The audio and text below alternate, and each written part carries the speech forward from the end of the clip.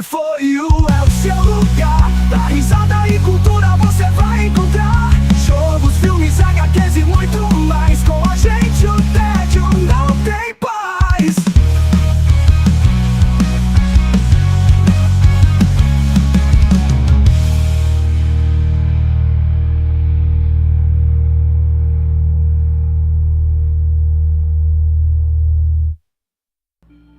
Olá pessoal, tudo bem com vocês? Aqui é o Leandro, do Nerd For You, o canal nerd de vocês. Bom, hoje eu não tô na minha zona de conforto. Hoje eu invadi um outro podcast. A gente tá no estúdio do Papo B2C, que é um podcast de conteúdo business, né, de negócios. Porém, eu tô invadindo aqui o estúdio porque hoje a gente vai conversar com o Dr. Jairo Nascimento, esse ilustre advogado. Ele é especializado em direito do entretenimento. O Dr. Jairo hoje está aqui justamente do lado inverso, porque o Papo B2C é o podcast dele, tá? Onde ele aborda temas relacionados ao entretenimento. Mas a gente inverteu os papéis. Hoje eu estou aqui justamente para poder conversar com ele e bater um papo sobre essa questão do direito autoral, tá bom? Então vamos lá. Vou passar a palavra para o Dr. Jairo Nascimento. Dr. Jairo Nascimento, tudo bem com você? Tudo ótimo. Me fala um pouco sobre o que é o direito autoral, o que é um plágio, e fala também sobre o escritório de vocês e o Papo B2C, o podcast. Claro.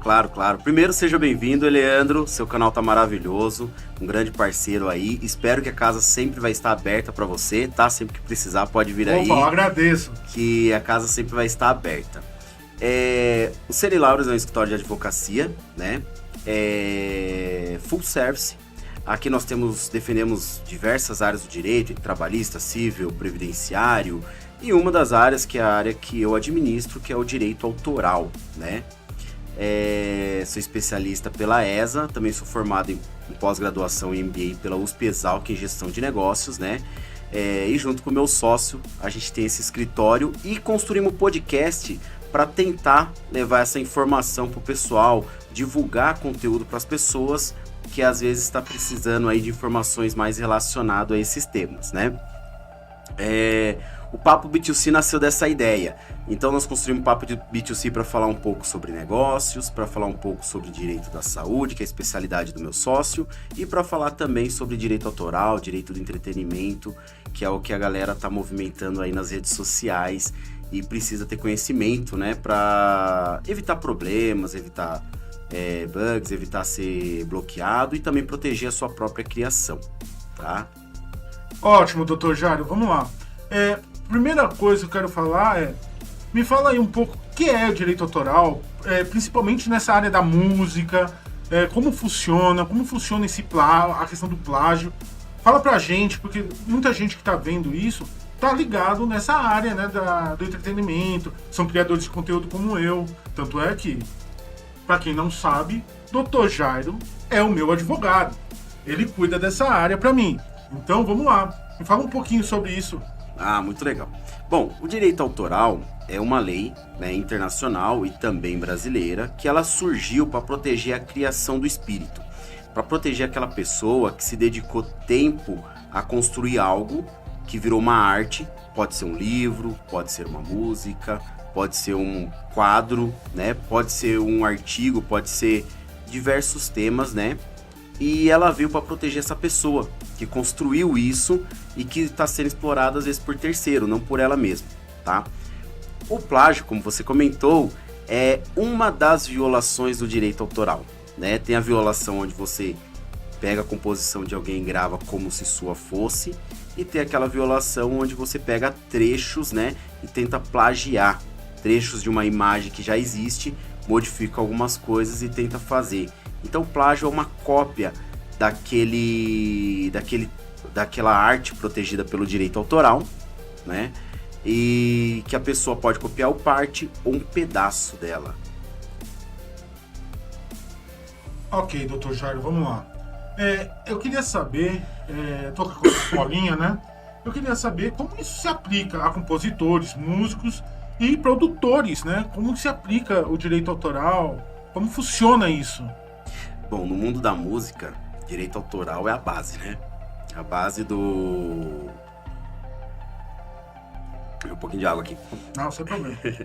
No mundo da música, o direito autoral é a base. Ali nós temos diversos autores, todos eles protegidos, né? Tem o letrista, temos o compositor que pegou a letra e ainda criou a melodia, temos o co-compositor, o coautor daquela obra, que junto com o compositor também colocou partes da obra. Nós temos o intérprete, que são os direitos conexos, e nós temos também o produtor fonográfico, né, que apesar dele não estar ali ele está ali envolvido com direito autoral, mas na prática o produtor fonográfico, ele não é a pessoa que cria, né? Ele é a pessoa que investe para a construção do fonograma. E aí esse tem a exploração econômica, né? Nós temos também o direito autoral, é bom entender que ele é dividido em duas partes. Uma é o direito autoral moral, que é da pessoa que criou, a pessoa que construiu aquilo, e outra é o direito autoral patrimonial, que é a exploração comercial daquele direito autoral. Então, a pessoa que fez a música tem um direito autoral moral, mas às vezes ela cedeu para alguém que está explorando essa música no mercado. E essa exploração que rende lucros, frutos, né, tem que ser pago um royalties para quem tem o direito autoral moral. Então existem esses dois direitos, ambos protegidos, né? No mundo da música é interessante porque ele é bem complexo. Existem muitas partes, muitas pessoas, muitos entes envolvidos, alguns com direito autoral, outros não têm direito autoral, mas tem o direito autoral patrimonial, outros não tem nenhum dos dois, mas tem a comercialização, a sessão para comercializar. Então é bem interessante no mundo da música, é um tema que eu adoro, porque tem muitas coisas ali envolvidas, muitos agentes envolvidos, muitas pessoas envolvidas, né? Ok, doutor Jário. Vamos lá. A primeira coisa que eu quero falar, que você estava citando aí, pelo que eu sei, você está escrevendo um livro, né?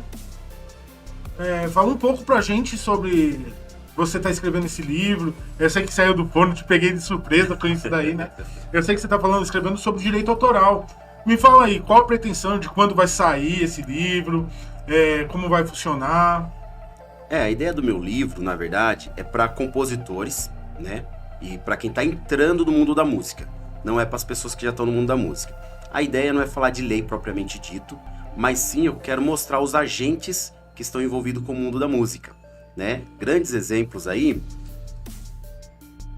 nós temos, por exemplo, a divisão do produtor musical, produtor fonográfico, a editora, a gravadora, o intérprete, os instrumentistas, né, o letristas. Então, assim, é uma cadeia enorme dentro do mundo da música.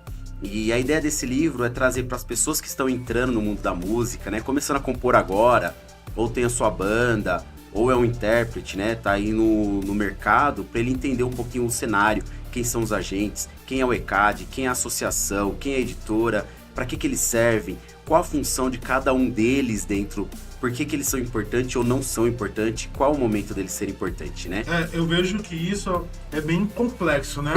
Essa escrita desse livro vai vir a calhar. Principalmente que hoje a gente vive num mundo digital, né? Hoje a gente vive cercado por esse tipo de situações. Outra, tem muita gente aí tentando ganhar em cima do próximo, né? Vamos se dizer dessa maneira. Eu sei que tem muitas brigas por baixo do tapete aí sobre direitos autorais. Mas aí é onde entra a minha próxima pergunta. Aonde se aplica, como o artista consegue se defender desse tipo de problema, né? De direitos autorais? Como ele se defende disso? O que ele tem que fazer? Assim, o direito autoral, diferente do direito da propriedade industrial, a propriedade industrial ela vai defender aquela pessoa que registrou, né? Lá no INPI. Direito autoral não. Ele prevê a anterioridade, aquela pessoa que tem prova. Eu digo que o direito autoral protege quem criou de verdade. E a gente só consegue conhecer quem criou de verdade aquele que consegue provar que tem a primeira prova, a prova mais antiga. Quer dizer, que ele fez antes, é isso? Isso, a anterioridade. Então, o direito vai olhar para duas pessoas, quem tem a prova depois, quem tem a prova mais antiga é essa pessoa que ganha. Tá. Deixa eu só te cortando para poder entrar nesse assunto. Isso quer dizer que, mesmo que a pessoa tenha registrado primeiro, se a outra pessoa fez a obra antes, foi um roubo da obra, Exatamente. ela passa a ter direito, se ela conseguir provar isso. Exatamente. Não posso dizer que é roubo, né? Que aí depende de outras Sim, coisas. Mas que minimamente a pessoa que provou que tem anterioridade ganha até da pessoa que registra. Sim. Porque o registro hoje que a gente faz ou na Biblioteca Nacional ou na Escola de Música a UFRJ, né? Isso daí é apenas uma forma da gente provar que a gente fez aquela música e dar uma data para ela. Mas hoje tem outras formas também, que não vou falar aqui. Isso aí vai ser... Vou dar só um spoilerzinho, né? Vai ficar no meus próximos vídeos. Ah, vai ficar dos vídeos? Vai ficar pros vídeos. Vou construir sim. um vídeo e eu acho que eu vou fazer até um e-book sobre como você garantir a anterioridade da sua música, do seu direito autoral. É tá? tipo um passo a passo, vai ser um guiazinho. Isso, essa é a Ótimo, ideia. isso é importante. Mas vai ficar pra próxima. Tem outras formas, né? Porque a Biblioteca Nacional, a UFRJ também, eles, devido à demanda também, né? Não vou culpar só o órgão, mas tem muita demanda, eles são um pouco lentos. E não há obrigatoriedade de você registrar lá. Você só precisa provar que você fez antes. Certo. Deixa eu fazer outra pergunta. Isso se aplica só na área da música? Ou também, por exemplo, na marca? Se a pessoa criou uma marca antes, mesmo não tendo registrado, ela depois, posteriormente, uma pessoa se apropria dessa marca. Porque a última vez eu falei roubo, e roubo tá errado. É apropriação. Se ela se apropriou dessa marca de uma forma ilegal e fez o registro, mesmo assim, tem como comprovar isso? Se aplica nesse caso? Não aplica. A marca, ela tá prevista na propriedade industrial. Ah, Então a marca, ela segue aquela regra de quem registrou primeiro. Quem registrou primeiro no NPI tem o direito sobre a marca. entendi. Né? Aí não tem a interioridade, quem criou primeiro, quem não criou, com algumas exceções, tá? Que aí essas exceções não é nem na regra da marca, tá lá na regra da criação industrial. Agora o direito autoral não, ele segue uma regra diferente, aquele que realmente provou que tem a prova mais antiga que foi ele que fez, né? Isso também se aplica a livros, então, por exemplo. Livros, pinturas, quadros, fotos, né? Artigos jornalísticos, trabalhos acadêmicos, tudo isso é aplicável aí na regra do direito autoral. Bom, Dr. Jairo, onde se aplica realmente o plágio? Porque muita gente não sabe, você falou, mas assim, muita gente não sabe o que é um plágio, entendeu? Como funciona um plágio, porque é uma violação, como você disse anteriormente. Exatamente. Mas onde se aplica isso? O que é essa violação? Tem algum exemplo para a gente poder... Vários. É muito usado no livro, né? Em livro acontece muito plágio, né? É bem comum acontecer, que é quando você tira trecho de outras obras e coloca no seu livro como se seu fosse, né? Você tem a permissão de pôr? Tem. Tem as exceções, salvo me engano, no artigo 46 da Lei de Direito Autoral, tem algumas exceções. Mas muitas pessoas deixam de fazer isso e colocam como se dele fosse o texto. Isso é uma violação. Artigo jornalístico, né? A pessoa praticamente pega o jornal que foi postado numa editora, escreve exatamente o que foi escrito naquele jornal e coloca no dele como se ele tivesse escrito. Também é plágio. E música também. E música também está acontecendo muito plágio, principalmente a galera do funk, né? Aí eu já não diria que seria plágio, na verdade. Seria uma gravação não autorizada. Aí não chega a ser um plágio, porque realmente ele copiou a música inteira, só que ele interpretou da sua forma, criando a sua batida, o seu ritmo, Ele né? mudou meio que o arranjo. Mudou o arranjo da música e refez a música e colocou sem dar os créditos, sem autorização. Então tem bastante. Antigamente era muito comum no forró, né? Quem lembra lá dos anos 90, 2000? É porque também o forró vem daquele negócio de fazer aqueles bailes, né? De pracinha, né? Então eles pegavam qualquer coisa, os músicos, eles se apropriavam de forma... Muito. E vários cantores famosíssimos e grandes cantores, né? Pegavam música sem autorização, música do sertanejo, música do MPB, e copiavam, simplesmente cantavam na versão deles, faziam uma nova interpretação naquela música, só que sem autorização. Então isso é uma não autorização. O plágio já tá quando você escreve uma música e dentro da sua música você coloca trecho de outra música. Entendi. Isso também acontece bastante, né? E gera alguns processos. No Brasil a gente teve o caso do Roberto Carlos versus Sebastião ou alguma coisa, não vou me lembrar agora, Uhum. que foi uma das músicas dele, que é Locutoras de Amor. Locutoras de Amor. É uma das Entendi. músicas dele que teve uma discussão ali com relação a plágio, né? Mas é muito comum acontecer Se às não me vezes. engano, ele cita um trecho da música do Roberto, né? O Roberto cita o trecho da música de Sebastião. Ah, entendi. Então houve essa discussão aí, não sei o desfecho também, não acompanhei o Sim, desfecho, né? Mas tem artista que pede permissão, né? O grande exemplo é a música Teodoro e Sampaio, que ele põe um trecho ali da música do Roberto Carlos, só que ele teve autorização para pôr aquele trecho, né? Ele, se você pegar a discografia, né? A fonograma, ele tem lá a indicação de que aquela parte é do Roberto Carlos, né? Tem ele lá no meio da música. Então, Entendi. quando tem autorização, não há problema. Só há problema quando não tem autorização. Tá, outra pergunta, Dr. Jardim. A gente tá falando aqui sobre direito autoral, plágio. Pelo que eu vi, isso também se aplica na moda, principalmente, né? Moda acontece muito sobre estampas. Eu, como você acompanha o meu processo, né? Eu sou jornalista, radialista. E hoje eu tô montando uma marquinha de roupa, né? Uma grifezinha aí pro meus... pro pessoal que Seus acompanha- nerds. Pros meus nerds aí que acompanham junto comigo, né? Pra poder melhorar a nossa sociedade nerdística, né? Isso. Então, o que acontece? Eu tô montando essas questões e eu venho estudando essa questão do plágio, né? E como funciona, as permissões, o que eu posso fazer, o que eu não posso. Ah, sim, na moda também tem bastante isso, né? Na moda a gente tem, além do plágio, o mundo da moda ele é interessante porque ele mistura a propriedade industrial com o direito autoral. Então você tem o plágio, que é replicar a arte de alguém em uma camisa, por exemplo, mas você também tem a violação da propriedade industrial, que é o desenho, às vezes, de um calçado, né? Ou o desenho de um corte de uma calça, ou de uma um marca, corte de né? um vestido, né? Uma marca também, Por que aí já exemplo, entra na falsificação Sim, até, porque né? o cara coloca lá a marca da Chevrolet, supostamente. Aí, Exatamente. isso não pode. Ou Marvel, né? Marvel. Que é uma marca, né? Registrada. Uma marca registrada que não pode estar ali dentro de uma camiseta sem a autorização deles. Com autorização tudo pode, sem autorização Sim, nada pode. sim. Então, Aí se paga, se recolhe os royalties. Né? isso, exatamente, uma parte vai para eles, né? Entendi. Tem algumas que já tem até política própria, assim, que só você entrar em contato ele já autoriza, já vem contrato pronto. Outras não, já são muito cautelosa, né? Pra falar nisso... Desculpa, pessoal.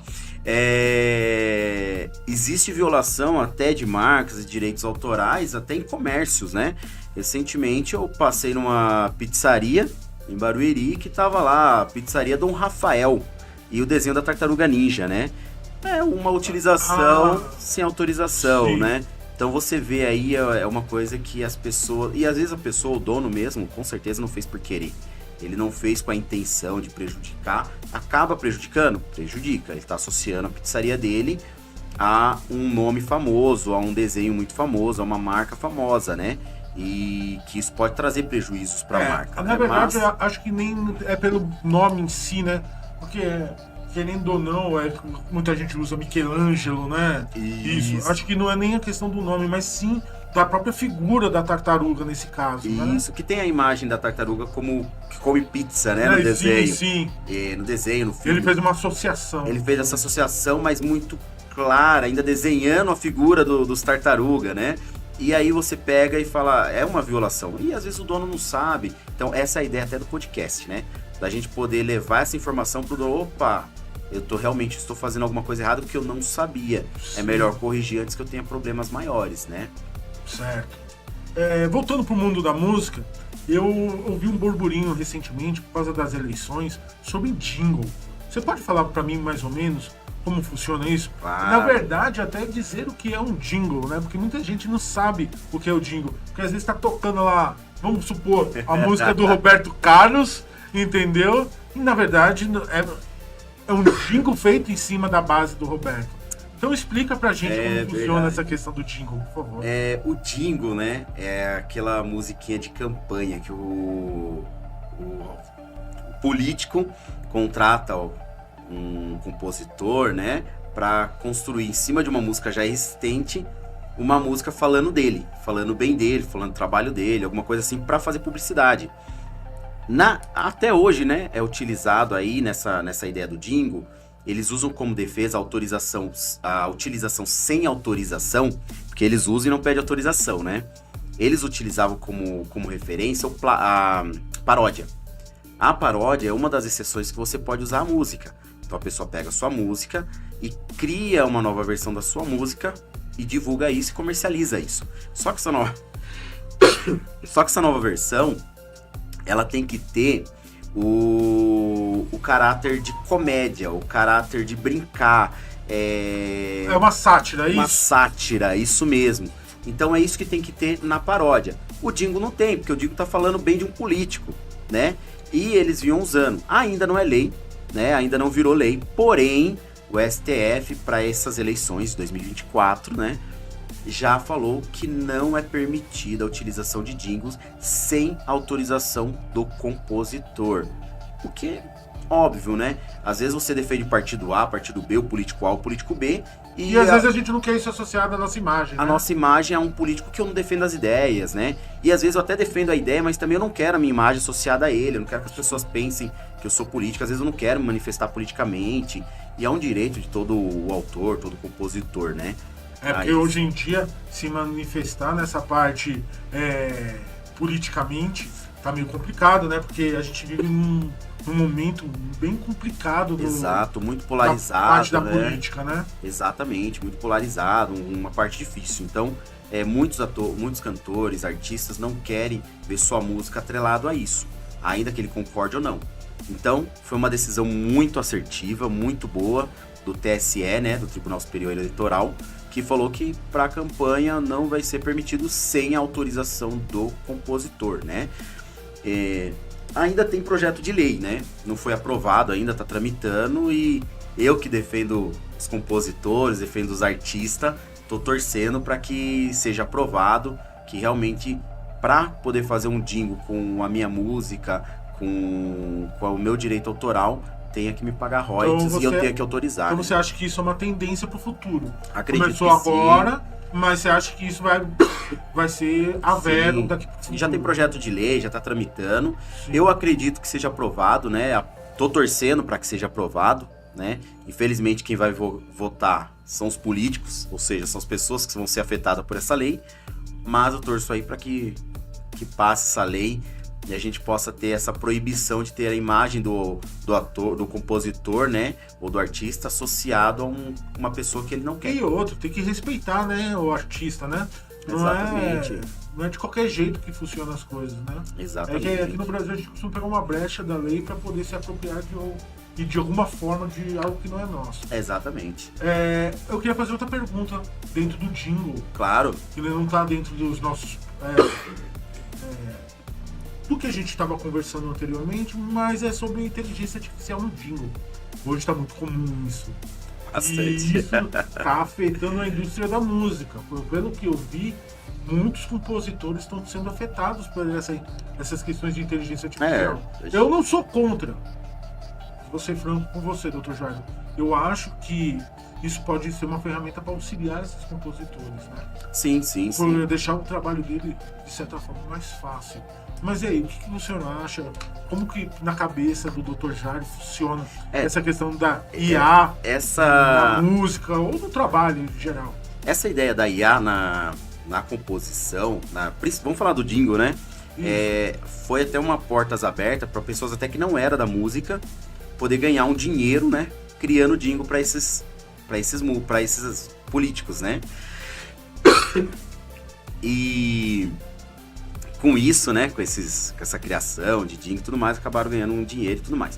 Só que é importante lembrar que o direito autoral é previsto que ele é a criação pelo ser humano, por uma pessoa física, e uma criação da alma, não é a criação de uma máquina, né? Não vou dizer aqui que é certo, é errado, quem estou aqui para julgar. Só que o nosso direito autoral ainda é muito arcaico, salvo me engano é de 98. Não tinha ainda essa questão da inteligência, né? Ninguém pensava em inteligência artificial. Quando ele foi aprovado, ele já estava atrasado, né? Não tinha streaming, né, na época, hoje já temos. Então, quando ele foi construído, já estava atrasado. Imagine hoje, né? Com inteligência artificial, muita coisa. Então, precisamos evoluir, precisamos melhorar. Tem já projetos de leis aí tramitando, vamos ver o que vai acontecer, né? Então, precisamos evoluir para algumas coisas. Porém, dizendo sobre a lei hoje, sobre o que a lei é hoje, né? Hoje você não pode criar algo na inteligência artificial e falar que é seu, né? Além de ser desleal, é ilegal. Você está se apropriando de uma coisa que você não criou. Então não existe direito autoral aí nessa criação por inteligência artificial. Porém, algumas inteligências artificiais permitem a comercialização da sua criação por ela, né? Entendi. O Suno, por exemplo, na modalidade gratuita você não pode comercializar, só pode usar para você. Na versões paga, você já pode comercializar. Então, Entendi. nada impede de você vender. O que você não pode fazer? Você não pode registrar como dono daquela música, você não pode registrar como Mas arte. se eu escrevi a letra e usei a inteligência para compor o som, Você pode ser titular do direito autoral da Da letra. entendi. Da letra, que é a sua criação, Sim. não do som, tá? Não do Da instrumental, melodia, da do melodia. instrumental. Ah, mas se eu fiz o 2 e coloquei lá só pra melhorar, aí você é realmente titular, porque você usou a ferramenta como uma produtora, né? Como Pra fazer um mix, né? Um remix da música. né? Pra melhorar, né? Aí tudo bem, sem problema. Né? Que eu ia até mais um spoiler, né? Eu ia criar um vídeo sobre isso, mas tudo bem. Tô dando meu spoiler tudo aqui, galera. Eu tô exagerando um pouquinho aqui, tô puxando muito, hein, Dr. Jair? Mas é assim, legal. a inteligência artificial, eu gosto muito da inteligência artificial, vejo que ajuda bastante, aumenta a produtividade violentamente, porém tem que ser usado com cautela, né? Tem que ser usado com responsabilidade, tem que tomar cuidado para não criar e falar, ah, fui eu que criei. Gente, hoje em dia dá para pegar algumas inteligência artificial, e se pega é prejuízo, é constrangedor, né? Não fica bem pro nome do artista no mercado. Né? Então tem que tomar muito cuidado com relação a isso, a forma de utilizar, a forma de fazer, né? Mas é uma ferramenta que está aí, é realidade, não vai sair, né? Acredito que pelo contrário, a gente só vai aprender como usar ela melhor, usar mais. A IA tá entrando em vários setores, né? Vários. Eu vejo na música, até mesmo na minha área, né? Que é jornalismo, tá entrando nessa área bem forte. Na né? análise de dados, grandes Análise de empresas dados. tem um banco de dados enorme, ela não vai mais pagar aquele monte de pessoas para ficar analisando. Eles jogam numa IA e faz as perguntas necessárias, ela vai trazendo as informações e analisando os dados, Ela né? consulta o banco de dados. Exato. Ótimo. Bom, agora vamos falar sobre uma parte que é importante para mim, a gente está trabalhando sobre isso, né? Você é meu advogado por conta disso, né? Por quê? Como eu sou jornalista, eu falei agora anteriormente, a gente tem as questões do direito autoral nessa área também, né? Eu faço muita matéria sobre análise de filmes, séries, livros. Então, eu venho sofrendo com algumas questões em relação ao direito autoral na mídia, né? Nas redes sociais. No meu blog não, mas nas redes sociais sim. Até a gente fez algumas defesas. Por quê? Como jornalista, me cabe alguns direitos também, né? Exatamente. De fazer essas citações. Me fala um pouco como funciona essa questão. Por exemplo, uma pessoa comum quer botar um blog. Eu me preparei para ter meu blog de cunho jornalístico, mas é difícil para uma pessoa que não tem essa questão de ser jornalista montar um blog, falar sobre certos conteúdos. Me fala um pouco sobre isso, Dr. Jair. Como essas pessoas podem se prevenir e se defender caso aconteça algum problema? Claro, claro. É interessante, né? A gente tem algumas previsões legais, algumas exceções para o uso de direito autoral sem autorização, né? O uso educativo, um deles é em jornais, periódico, só que lembrando, né? O nosso direito autoral é antigo, então geralmente ele faz referência a material impresso, né? Mas hoje a lei já fez essa analogia, já traz para o mundo atual, e o blog é uma delas, né? Se o blog tem cunho jornalístico, ele tem autorização de pôr alguns trechos, como no seu caso de filmes, né? Imagens, alguma coisa. O que não pode eu deixar trago minha acontecer? opinião, né, sobre isso, né? Eu faço análise, né? Análise Exato. mais crítica. Então a questão não é trazer spoilers sobre a obra, mas sim falar sobre a análise crítica. Exatamente, exatamente. E essa previsão tá também na análise crítica, também é previsto lá numa das exceções, pode fazer análise crítica, né, dar opinião, é totalmente permitido trazer. O que é importante, né? Você não pode deixar de fazer a citação da onde é aquilo, A fonte. A fonte, quem é o criador daquilo lá, né? Então, isso que é importante. E às vezes, a gente tem aquela questão de eu peguei de um outro jornal. Então tem que fazer a menção daquele outro jornal e daquele outro jornal para obra. Tanto do artigo quanto das fotografias também, quanto né? das fotografias. Tem que claro que tem algumas questões de imagem, eu passo por isso, Dr. Jair, que é o quê? A gente vai pesquisar uma imagem sobre algum filme, alguma coisa, e assim, a internet tem uma vastidão de imagem. Então a gente não sabe da onde veio, entendeu? Exato. Então assim, não é irrastreável. Aí tudo bem, mas eu acho que a fonte é uma coisa que é obrigatória você colocar. Exatamente, tem que te dar os créditos ao artista. Sim. Mesmo no cunho jornalístico, crítico, né? Tem as exceções, mas tem que dar o crédito para a pessoa que fez.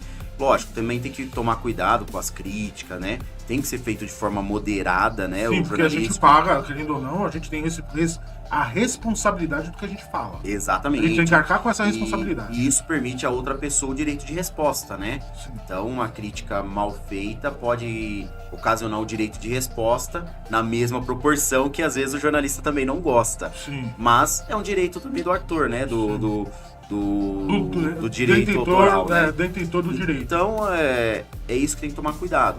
Poder usar? Pode. Com moderação, com cuidado. Você não vai pôr o filme inteiro, né? Sim. É jornalista, vou pôr metade do filme, tem que ser trechinhos. Às vezes o trailer, né? O trailer, que é muito comum, né? Sim. Vai falar de alguma música, alguma coisa, pode pôr um pedacinho da música, não tem problema, porque é crítica, é jornalístico. Mas vamos lá, o que eu queria o princípio da conversa, Dr. Jairo, é pessoas que não é jornalista, as pessoas comuns.